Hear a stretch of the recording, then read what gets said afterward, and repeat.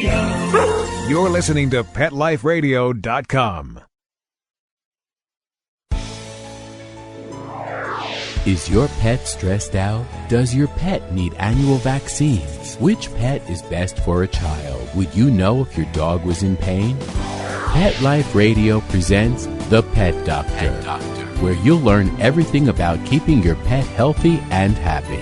From pet care, pet meds, and grooming, to pet food, pet insurance, and dental care.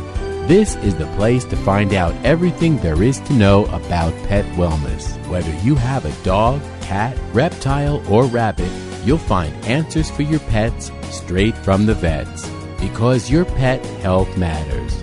Please welcome your Pet Doctor host, veterinary media consultant, and veterinarian, Dr. Bernadine Cruz. It seems as though it should be easy enough. Go to your local pet store and buy a shampoo for what ails your pet, whether it be a stinky coat, dandruff, or fleas. But the choices are staggering, and the labels are of little assistance. Today, I will banish the soap scum forming rings around ingredient lists and wash away the confusion of product selection with my guest, Marsh Davis of DVM Pharmaceuticals. Then, after we've chosen the right grooming products for our pets, we'll learn how to use them by speaking with Barbara Miller, a professional pet groomer from Orange County, California. Bathing your pet doesn't have to resemble either a 3-ring circus or involve a trip to the emergency clinic for the pet or the owner. We'll learn some tricks and tips that can make bath time almost playtime. I'm your host, Dr. Bernadine Cruz. You're listening to The Pet Doctor on PetLifeRadio.com. We'll be right back after a word from our sponsors.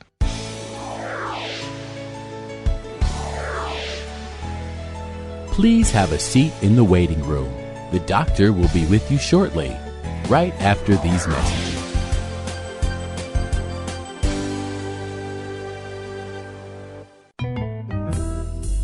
Want to know what cats like to eat for breakfast?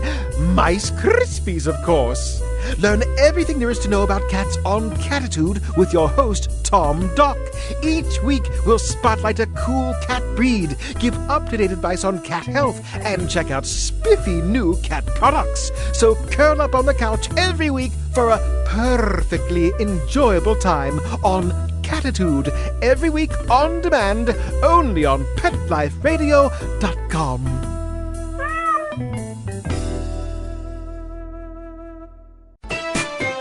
Pets are part of the family, and when traveling with your dog, there's only one magazine to include when packing your doggie's duffel bag, and that's Fido Friendly, the travel and lifestyle magazine for you and your dog.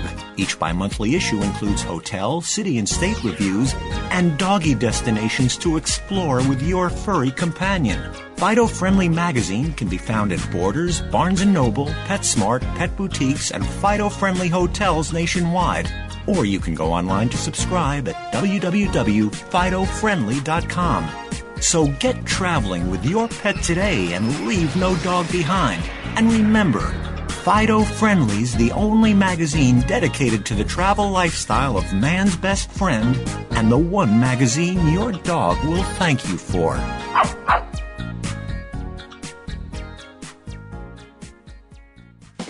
It's time to start scratching for donations for the Humane Society of Broward County's Walk for the Animals, presented by VCA Animal Hospitals. The walk is Saturday, March 1st at Esplanade Park in downtown Fort Lauderdale. You'll need a registration form, so stop by any VCA Animal Hospital, IHOP, the Museum of Discovery and Science, or the Humane Society. This event is also brought to you by Big 1059, Comcast, Purina One, PetLifeRadio.com, Tidy Cats, and the Herald. Call 954-266-6817 or log on to walk4theanimals.com for more details. See you there.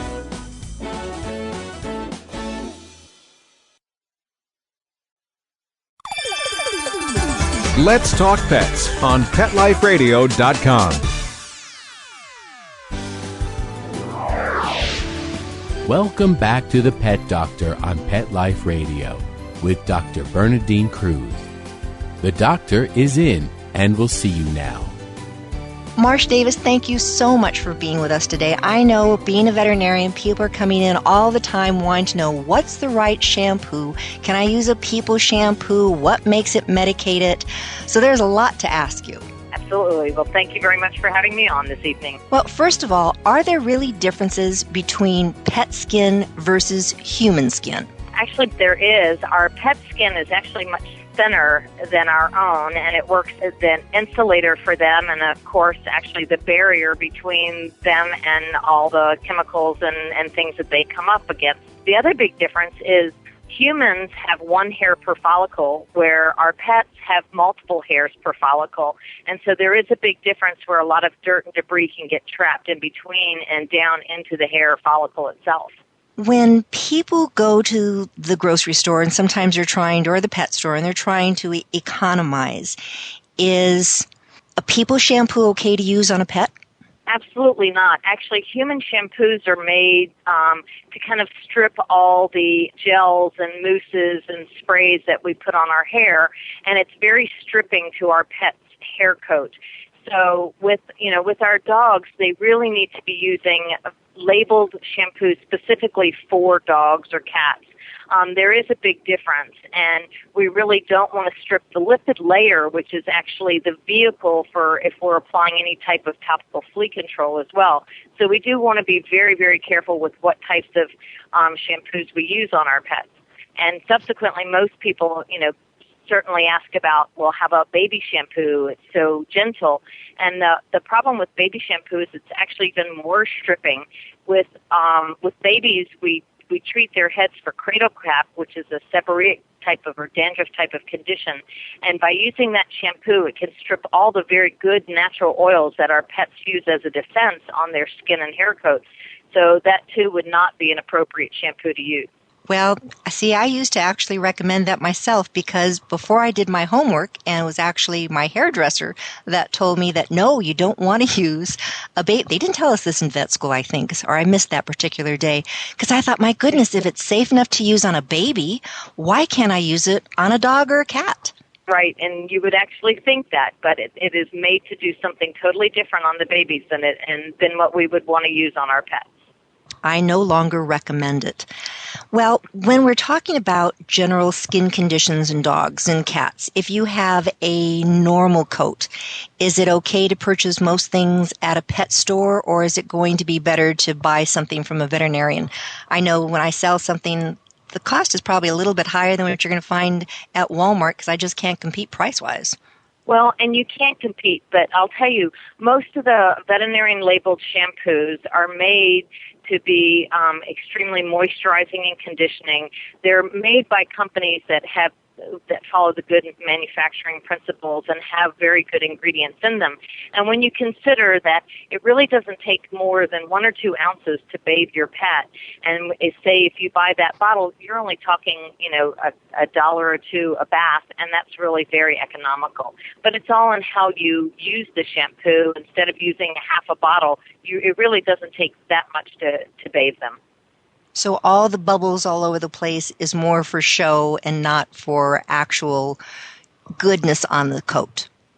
Correct. There's some, it's just simple techniques to make your shampoo go a lot further. I recommend applying the shampoo to like a washcloth and starting around your pet's face first, being careful not to get the shampoo into the eyes, and then cover the rest of the body using the washcloth, and it will do just for the pet as it does for us. It'll exfoliate the dead skin cells and help lift the dirt off. And that way you're not wasting nearly as much shampoo. If the dog has a very long hair coat, you can go to like the dollar store and just buy cotton gloves and apply the shampoo to your cotton gloves and then use your hands working it deep into the thick hair coat. And again, that's a great way to apply it evenly and using much less shampoo. That is sneaky. I like that. Yeah. Probably a lot of people are wondering, however, say, well, the wolves out in the wild, they never take a bath. Why do I need to give my dog a bath? And if I never gave my cat a bath, and I've never given my own cats baths, they'd probably prefer it. So why do we really, on a normal pet, need to give it a bath? Well, one, we're extremely lucky that cats are self-groomers.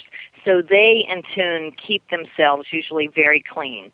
But with our dogs, they are exposed to so many different things in our environment now, especially because our pets used to live outside, in the doghouse. I don't know about you, but my dogs live in my house, and they secrete sebum, which is like an oil, and all the different things that they come in contact, dust and pollen and all the chemicals on the roads and the salts we put on the sidewalks and all, they get all of that on them. And if your dog or my dogs are on the sofa or sleeping in the bed with me, I definitely want to keep them cleaner. And it's a preventative as well. It's all about prevention. If we can prevent really bad skin problems, keep these irritants off of them, we won't have nearly as many problems as they get older. Speaking of skin irritations and problems, oftentimes I'll see a dog or a cat that's having a skin problem, and gee, are you shampooing? Yes. What are you using? Oh, I'm using a medicated shampoo. You talked a little bit about ingredients beforehand. What are some of the ingredients? Let's break it down one by one. So, for instance, if you were to have a dog with just general itchies, one of the most common reasons being a dog that has inhaled allergies, atopy is a fancy term, what would be a shampoo ingredient that you would want to look for? I'd first want to look for an ingredient like oatmeal, which is a natural soothing, so it's going to help really reduce the inflammation topically on the skin. That would be one ingredient that I would look for. I would also look for a second ingredient called pramoxine hydrochloride. Pramoxine hydrochloride is a topical anesthetic which will actually soothe and calm down the skin. How about if I had a dog with dandruff, just kind of flaky, dry skin? The flaky, dry skin, you want a shampoo that's going to help exfoliate the dead skin cells, but also slow down the mitosis of those skin cells. The normal skin, it takes 21 days to turn it over, but with the dandruff, it's accelerating to 5 to 7 days. So you would need ingredients such as salicylic acid and sulfur. Those are two very good ingredients that help with exfoliating the dead skin and really slowing down that cell mitosis, that dandruff. Now, easy for me to say, salicylic acid is another name for aspirin, isn't it? Is it okay to use that shampoo on a cat since cats are sensitive to aspirin? It actually is very fine to use on cats as well. Mm-hmm. All right, let's go for another one. How about that oily, stinky, disgusting coat? The stinky dog syndrome. Oftentimes that dog walks through the door that I can smell just as it's walking through the door from the back room, that really oily, stinky dog. What can a person use on that really rancid-smelling dog? And that's a good question because we run across so many dogs like that. The reason why they smell is that they're secreting sebum, which is an oil, and it's basically going rancid on their skin. And that's not a normal smell. Most people think, oh, it's just a dog, he should smell that way, but they really don't. Actually, you're looking for tar shampoo. Tars are extremely good for stripping the stinky oils off of the dog without stripping the lipid layer. So they're still going to be very good to use. The one thing that you want to be cautious about is tars contain phenol, and phenol is toxic to cats. So you never want to use a tar shampoo on a cat. Good to know, because oftentimes you can have that stinky little kitty too. Exactly. So we've gotten rid of the itchy dog and the dandruff dog and the oily and the flaking kid. The ingredient list that are listed as being medicated. So you're going through these various lists right now. These medications are supposed to do what? Does it really make a difference as to what kind of ingredients in there? Actually, it does, because we're really looking at different things. Anything from the Seborrhea sicca, or the kind of dry, flaky dog, to the oily, greasy, and then the whole other area is malaesthesia, which is yeast, and that's a very, very big problem on dogs. And they get a bit of a yeasty odor and kind of a waxy buildup on the skin. And so ingredients are very important. What you would want to look for that yeasty animal would be a chlorhexidine and miconazole combination. That combination has been proven to be the very best for multiple use for pets with yeast and bacterial infections. And that actually combination is the top-selling veterinarian labeled shampoo on the in the United States. I know a lot of dogs will get yeast infections, and those seem to be the dogs that have inhaled allergies. They're chewing on their paws, they're chewing on their armpits and their little groins. Oftentimes they'll have light-colored fur everywhere else, but really brown on their skin, and that brown is from the saliva turning colors as it mixes with oxygen. So for these dogs, these antifungal shampoos, can you use people antifungal products? Actually, the veterinarian label ones are better, and also what's interesting is we felt so much of that saliva was causing the problem, but what happens is yeast proliferates where there's moisture. So the more moisture in these areas, the more yeast, and then the more itching. So if they come in and their feet are itching and they start licking it, that the saliva changes, but also the malassezia continues to build up, or the yeast builds up on the hair coat and changes the color as well. So you might be surprised that by treating for the yeast and reducing the inflammation, reducing the yeast, you can actually reduce some of the staining. We actually have a product that has been very successful for reducing the staining around the eyes, because the eyes, you get that tearing, and that tearing, the moisture keeps proliferating more and more yeast. But by treating, you think of those little white poodles with the brown eyes, mm-hmm. Yeah. Exactly, yes. What's the name of the product, Marsh? It's called, they're called Meliseb Plagettes, and it's like a Stridex pad type of product, but it has the miconazole and chlorhexidine in it. You be very careful not to get it in the eyes, but by doing it on a daily basis, within 2 weeks, 75% of that staining can be removed. It's an amazing product. The problem is that the animal is that breed, the breed of the dog, they're probably always going to tear up. So it's something that you would have to maintain for them, once or twice a week from then on. But I have many, many breeders of like bulldogs for the show ring that have had extremely good success with this product. I live in an area where we have a senior community called Leisure World, Laguna Woods, and they do a lot of spraying of the grass and of the environment to make sure that there aren't, they use a lot of herbicides and pesticides out there, and people are always bringing their pets in saying, they're licking their feet because the area is being sprayed so much. I really think that it's inhaled products versus a topical, but what can somebody use on those little paws if they think that it's going to be a contact type of an allergy or reaction?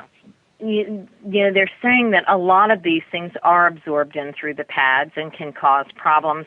And by doing, one of the things that we recommend is like a chlorhexidine and water wash, like a foot bath that they can walk them in, or they can use like a towelette that has the same type of product. And what they want to do is when after the animal comes in from being outside on that grass or in that area, is wiping those paws down and trying to get any of that, any of those chemicals off of their body. Of course, bathing on a little bit more of a routine basis is extremely helpful, because it's not always the paws. It could be that they're rolling, or playing, or getting it all over their bodies. You had mentioned earlier on about shampoos and flea control, these topical flea products like Frontline and Advantage. Is there a shampoo to avoid, part one? Part two, is there a better time to apply it, before, right after a bath, a couple days after? Does it make a difference? Well, and it does make a difference. There are certain products that are made to be compatible with flea control, and usually those are soap-free. Our company makes 4 different shampoos that are compatible with flea control. They can be bathed nice and clean, and then those products, the Frontline or Advantage, can be applied the same day as soon as they're dry.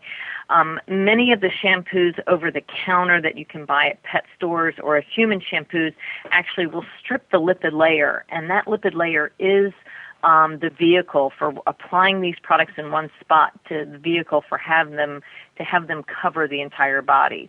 So you really do want to watch out and make sure that you're using a soap-free shampoo for one. And if you're leery of bathing them first, you would need to wait 3 days before you bathe your pet again. Good idea. Be after applying the flea control. Marsh, you'd also mentioned dry skin and this lipid layer that allows the flea product to move all over. But I just know that, especially this time of year, my skin is horribly dry.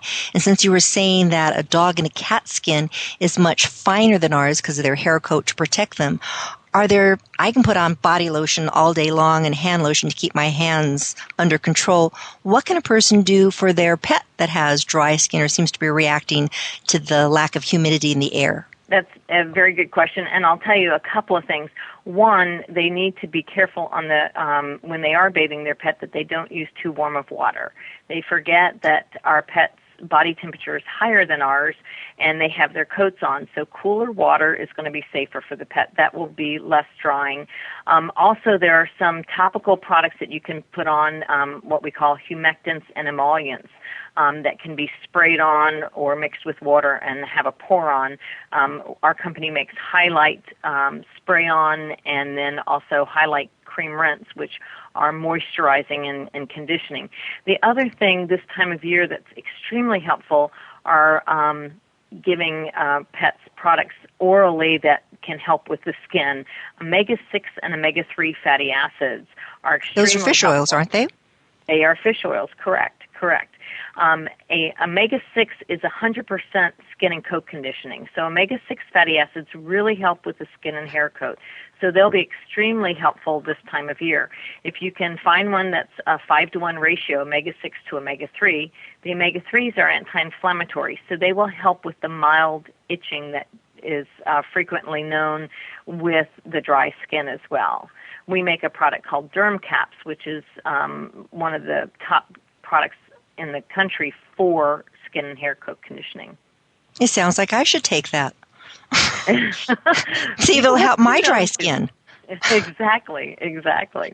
And I do have to admit, the Highlight spray, I have taken some home from the office myself and used it on myself, and it feels so good. And I haven't started barking like a dog yet, so yes. Well, as you know, I've used our Highlight shampoo for 15 years, and I haven't started either. But that's the interesting thing. We can use our pets' shampoos much better than they can use human shampoos. Marsh, so tell these people that are listening, if they have questions about what shampoos to use, is there a place they can go on the internet to learn a little bit more about your products? Absolutely. They can go to, the website is ivxanimalhealth.com. That's our parent company. And then just click on to DVM Pharmaceuticals, and that will take them to where they can click on all the different shampoos that are available. Well, Marsh Davis of DVM Pharmaceuticals, thank you so much for helping us choose which shampoos. Please stay tuned. We're going to be listening to Barbara Miller right after this. She'll be telling us now we know what shampoos to use. She'll be giving us some tips on how to use that shampoo on that cat and dog that really doesn't want to get a bath. Stay tuned. We'll be right back.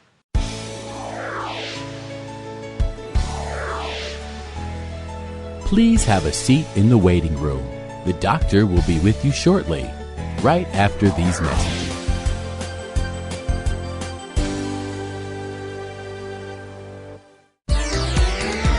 From Paris, New York, and around the globe, get ready for the hip, the trendy, the uber cool where pets rule. If you've got a passion for pet fashion and a flair for animal wear, this is the ultimate place to take a peek at what's chic in the world of designer pet fashion and cool new pet products. On the Pet Set with our fashion diva, Queen Dog Lady.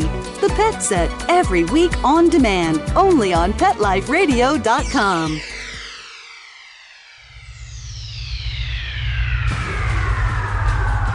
Greetings, human. What planet am I on? Welcome to Pet Planet. Here's a copy of Pet Planet magazine, Florida's most informative and fun pet resource magazine. It features heartwarming stories and informative articles from local and national pet experts. Excellent. Pet Planet magazine offers Operation Planet Rescue, helping rescued pets find new homes. And it's available at 500 locations in South and Central Florida and 24/7 on the internet at PetPlanetMagazine.com. If you're out and about with your pet, you may be featured in paparazzi, candid pictures of you and your pet. For up-to-date pet-friendly events, activities, and pet-related services and products, Pet Planet Magazine is your final destination. I shall take this magazine home with me. Back to your home planet? No, to my condo in Boca. Pet Planet Magazine. Check them out at www.petplanetmagazine.com or 352-394-8578. It's out of this world.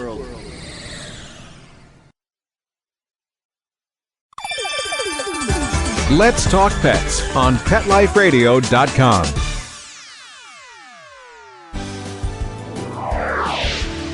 Welcome back to the Pet Doctor on Pet Life Radio with Dr. Bernadine Cruz. The doctor is in and will see you now. We're speaking right now with Barbara Miller. She is a professional dog and cat groomer from Orange County, California, and why anyone would want to put themselves in the situation where you do, Barbara, of having these dogs stand there getting groomed and trimmed, and most kitties would rather, I think, kill you than be given a bath. You are a saint because you end up the day with a smile and your pets always look wonderful when they leave your shop.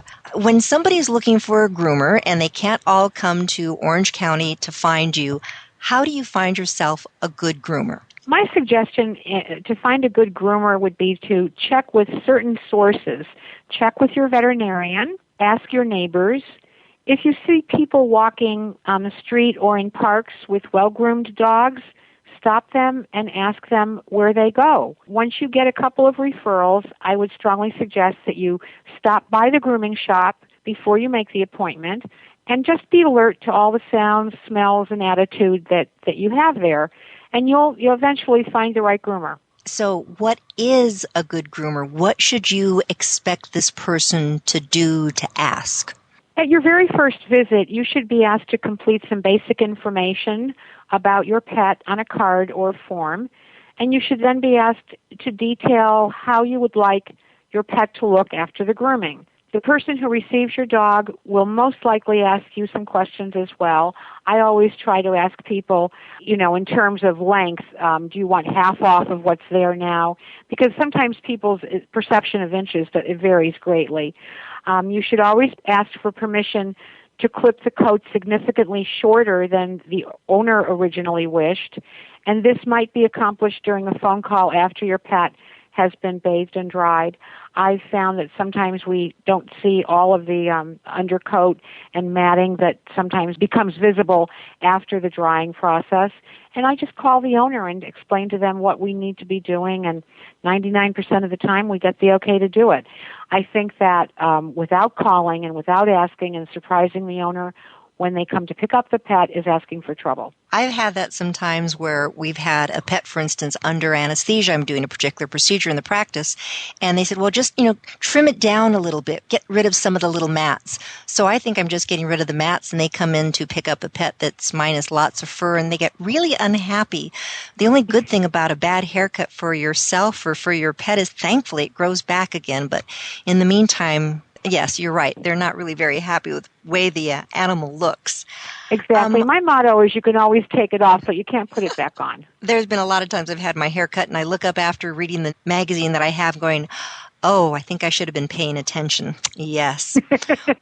When you take that pet in for a grooming, what are some of the basics? We know it's going to get a bath, but what else is going to be done to that pet when it's there under a groomer's care? Their ears should be cleaned well, and I'm not talking about a deep cleaning, but the exterior inside of the ears should be cleaned well.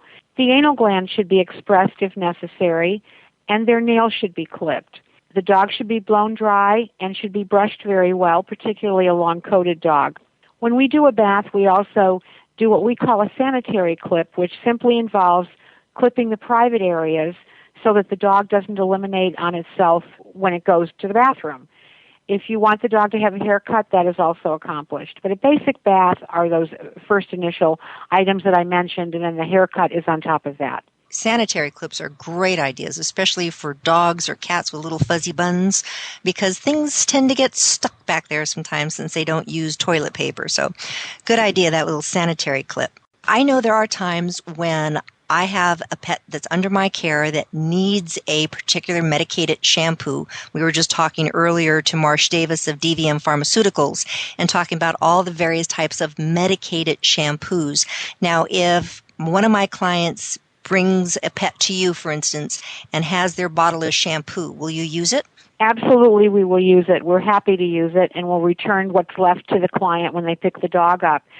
It has been my experience occasionally, actually more than occasionally, when the dog comes in very, very dirty, and we're asked to use the medicated shampoo. It doesn't get the dog as clean as we would like. So what I've developed and discovered is that if we use we have a hypoallergenic, tearless shampoo that we can get the dog very clean with, and then we use the medicated shampoo after we rinse the dog from the first shampoo. We use the medicated prescribed shampoo, and we let that sit for up to 10 minutes, which is how it does its job, and then we rinse that off. So the dog essentially is getting 2 baths, one to get it clean and one to get the skin feeling better. That's exactly what Marsh was saying, that, for instance, our own hair products, for instance, the reason you don't want to use it on a dog is that we're more concerned with getting product off of our hair. We want that long, flowing coat if you have long hair, or just that really nice texture to the hair, where in particular the pet's problem typically is the skin and not so much the hair. So I like your idea of giving the cleansing shampoo first, get everything off the coat so it's really nice, and then treat the skin with a medicated shampoo. Absolutely. When a groomer has had your pet all day and you come to pick it up, should I just say how much is the bill and walk out the door, or are there some other things that the groomer should tell an owner? In our shop, if we find anything unusual with a pet, we make notes and we do advise the owner. And that can include possibly infected ears.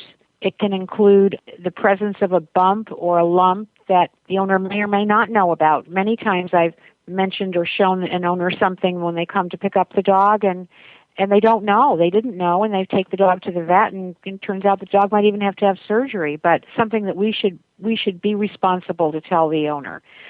We also will inform them of any unusual discharge or the presence of a flea or a tick infestation. We're not veterinarians, but we certainly can encourage a pet owner to have the pet checked by their veterinarian if we see something that looks out of whack. So a good groomer can really be part of your pet's health team, having the owner who maybe by not bathing the pet didn't feel a particular bump or lump, or if all of a sudden you're thinking, it's holding its same weight because it's big and fluffy, and now that you've been grooming it, for instance, the same groomer for years, and you go, it looks like it's lost weight. You can bring those things to an owner attention. So I think that's great. Absolutely. And, it's important also to remember that the best owner doesn't always find every lump and bump, but a groomer might. About a year ago, we found an unusual-looking lump in the eye corner of a little schnauzer. And that's someplace that isn't really, you don't pet that area. But when you're grooming that area and you're trying to clean it up with clippers, we noticed it, and sent the dog off to the owner with the vet involvement, and the dog wound up having some surgery, and it's fine today. Oftentimes, trying to get an appointment with a good groomer, you may have to book a month or so in advance. And finally, my day comes that I get to take the dog into the groomer, but it's just not feeling up to par. What are your suggestions? What's your feeling about, hell or high water, so to speak, take the pet in for the grooming because I have the appointment? No, I would much rather that the owner cancel the appointment and take the dog to the veterinarian. We don't know what's wrong with the dog. It may be limping, it may be lethargic, it may be vomiting, or maybe doing something else. But we would much rather know that we're grooming a dog that is healthy and is free of any medical issues. Many times the grooming process, is at least a 3-4 hour affair. And if the dog isn't feeling well, it's not right to put them through it. It's better to take it to the vet. It can be a little bit stressful, I'm sure. Speaking of stress, here you have a pet that I'm amazed at what groomers can do. I look, for instance, like a little miniature schnauzer that has these cute little haircuts, and the face is trimmed and the eyebrows are trimmed. And I know in my hands, if I were to try to do this at home to any animal, I would chop something off and it would be horrid. How do you get a pet used to standing there and trimming its fur? What's the best age to start this? What are people can do to make sure that their pet is going to be good at the groomers? The very best age to start a pet to be groomed is right after the last series of puppy shot. Usually there's a series of, I believe, 3 or 4. Is that correct? Correct. But sometimes that's not till 4 months of age. Do you want to wait that long? Yes. Okay. Yes. As long as the veterinarian says that it's all right for that puppy to be in a grooming environment, it's fine with me and probably most other groomers. But I always ask the owners of a young puppy to double check with their veterinarian, and whatever they say goes. But as soon as the puppy is able to safely be in a grooming shop, that's when it needs to be there. And we have some puppies that are pretty active, and we have to work with them, and it takes a long time. And we also suggest to the owner, when they pick up the pup, that they make another appointment within 4 weeks or before they leave for another 4 weeks. I ask them to consider it as an investment in the future. Even though in the future the puppy may not need grooming perhaps every 8 weeks, every 10 weeks, whatever, it's important to get the puppy used to grooming while it's in its learning curve, and there is a learning curve for puppies. Are there things that a pet owner can do at home while it's still in the midst of getting its vaccine series, so when they finally do bring it to you, it's not so much of a 3-ring circus? Absolutely. One of the most important things, and I think here we're talking about puppies that are going to be long-coated, that need haircuts, such as Shih Tzus, Cocker Spaniels, and whatnot, not the short-coated breeds. But yes, if they would run their fingers, I suggest that they run their fingers under the eyes and into the eye corners of the puppy, get used to being handled in the face area, and make a buzzing sound. Go bzzz and use your little fingers and go all over the face with your hands. And also, I've do this when nobody is watching because they'll think you look strange. Yeah, right.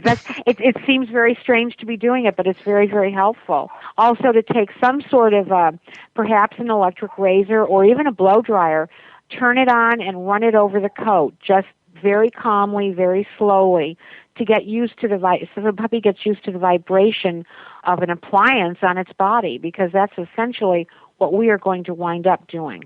Well, we've been talking about people bringing their pets to you. Now, there are some dogs that don't need to go to a groomer, or people just want to do it themselves at home. For instance, giving a bath. How frequently does a pet need to be bathed? My answer to that is when it starts to get stinky. Okay. I don't know that it needs to be done once a week. I think that when it's dirty or it smells, it needs to have a bath. How about cats?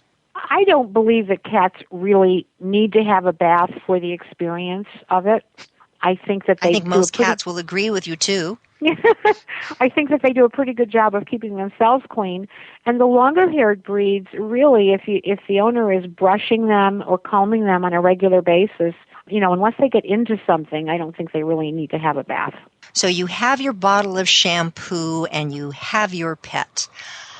What temperature water do you want to use? I like to use just lukewarm water. We certainly don't use water that's comfortable for us to be bathing in, because that's way too hot for a dog's skin and may actually exacerbate some skin problems that the dog might already have. So I would say tepid to lukewarm water would be just fine.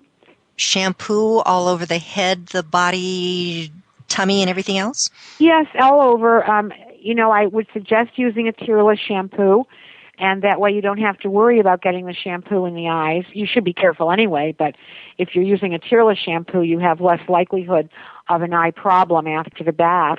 One of the little secrets that I can share with you is that on either a long-haired or a short-haired breed, if they have what I would call a shampoo brush, which can be the kind of brush that they use to brush the dog with on a regular basis, but they just save an extra one for the shampoo.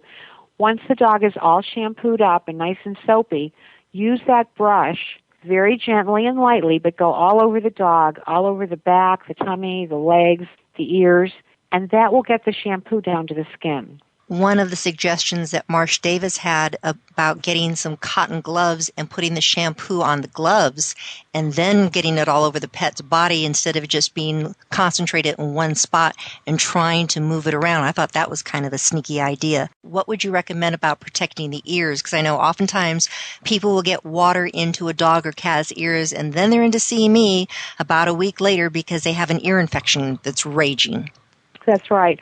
I would take a cotton ball and perhaps even break it in half. You have to be a little bit careful when you're putting these cotton balls in the ear, which is the ultimate objective here. If you put one that's too big, it's going to fall out right away. So you need to just get it to be the right size so that you're simply plugging up the area that goes into the deep ear canal. The other suggestion I have is that when you rinse the dog, if the dog is not super large, you can take your thumb and middle finger going across the head and actually pin the ears down with one hand while you're rinsing the dog with the other, with the hose. And that process, along with the cotton balls, will actually prevent most of the water from getting in the ear. Good idea for those people who are doing it outside, or for some of us who take the pet into the shower. Same idea. Keep the water out of those ears. Yes. And the last thing, trimming nails. I know if you have a pet, it doesn't seem like you should have to trim a dog's nails if they're out there running around staying active. But we know there's a lot of couch pups out there who have very long nails. What's a safe way to trim a dog's nails? And after you finish that, do you have to trim a cat's nails? Well, I think the safest way to trim a dog's nails probably is to take it to your vet or your groomer. And by the way, we will just take a walk-in with that needs nails done. But if you get the right kind of nail clippers, you need to take a little bit off the very tip of the nail and actually keep going until you can see what is called the quick. And the quick is the end of a bloodline that's in the nail. So you're not going to cut it real short in the beginning. You're going to keep looking at the end of the nail as you're taking off little by little until you see a dark area in the middle of a lighter area. And that's the end of the quick. And that's about as short as you're going to be able to go. And if perchance you cut it too short, what can they do to stop the bleeding? I would suggest that you have a product called Quick Stop that you can get at any pet store available and on hand. And you just take a little dab of it. It's a styptic powder, and you simply put a little bit at the end of the nail, and that'll stop the bleeding. Great idea. You can also use a styptic pencil that maybe you have a man in the house is using as he is shaving his face. You can use that. Just don't tell him that you used it. Put it back. He'll probably be fine with it. That's right. So, Barbara, thank you so much. Some really good ideas of how people can look for a good groomer, what's involved in finding a good groomer, and ways that they can get their pet used to being handled in that day of beauty at the dog or cat spa, and then some ideas of what they can do at home. Good. Thank you. I appreciate it. It was my pleasure. Thank you very much. My name is Dr. Bernadine Cruz. We've been listening to Barbara Miller, a professional pet groomer from Orange County, California. Puppy Pals is the name of her facility. So if you are trying to bathe your own pet, we now know what shampoos to use. And if you have questions, ask your veterinarian. That's always going to be the best source of health information as well as grooming information. If you have other questions that haven't been answered, you can always ask me. You can email me at thepetdoctor@petliferadio.com. Please check back next week. We'll be addressing more issues concerning you and your pet. Because remember, it's your pet. Health matters. Thanks for listening. Pets can be a wonderful addition to your life. Because they're a member of the family, keeping them healthy and happy is important. Pet Life Radio presents The Pet Doctor with veterinary media consultant and veterinarian Dr. Bernadine Cruz. Whether you have a dog, cat, reptile, or rabbit, you'll find answers for your pets straight from the vets. On demand every week, only on PetLifeRadio.com.